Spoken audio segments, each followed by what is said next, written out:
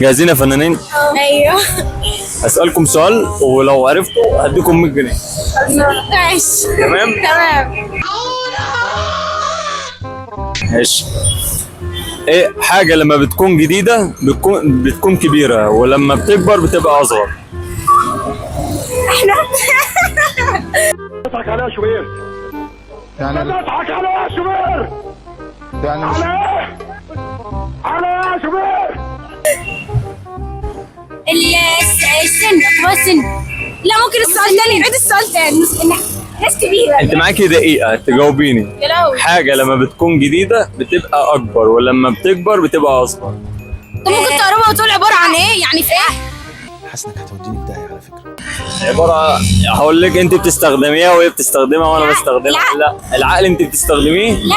العقل بيكبر جوانا. بستخدمها عموما. بتستخدمها كل يوم. جماد. جماد. حاجة ايه؟ مش ايه؟ ليه؟ انت بتقولي انت كمان. الرموش. الروش. لا. الروش. حاجة ايه؟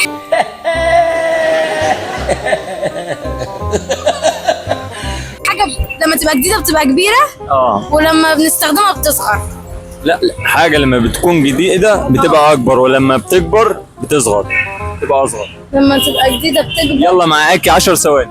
يا لهوي لا مستحيل اجيبها.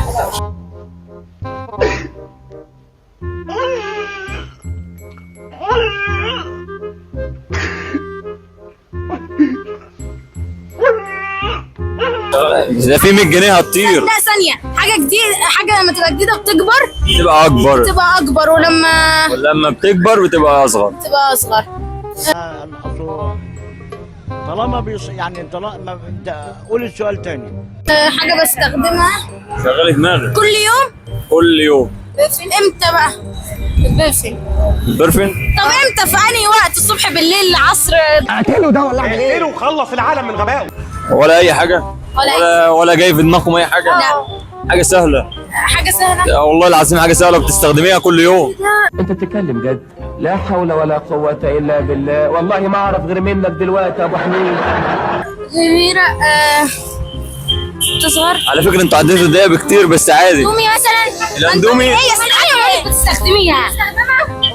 الاندومي بيكبر؟ ايوه. فرشة الاسنان. فرشة الاسنان. فرشة الاسنان بتكبر؟ ما بتصغرش.